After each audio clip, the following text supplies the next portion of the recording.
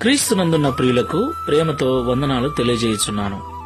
August నెల 25వ తేదీ 2024. ఈరోజు దేవుడు మనకు చేస్తున్న వాగ్దానం ఏమిటనగా, కీర్తనల గ్రంథము 91వ కీర్తన 5-6 చరణాలు.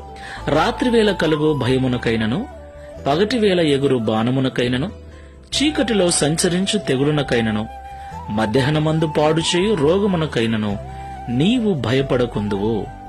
ఆమేన్. నా ప్రియమైన సహోదరి సహోదరులారా, సాక్షాత్తు దేవుడే ఇక్కడ మనకు ధైర్యాన్ని కలిగించే మాటలు మాట్లాడుతున్నాడు. నిజమే కదా, మన చుట్టూ ఎన్ని రోగాలో, ఎన్ని తెగుల్లో, ఆపద ఎప్పుడు ఎటువైపు నుంచి వస్తుందో, ఏ రోగం వస్తుందోనని నిత్యము మనలో ఎంతమంది భయపడట్లేదు?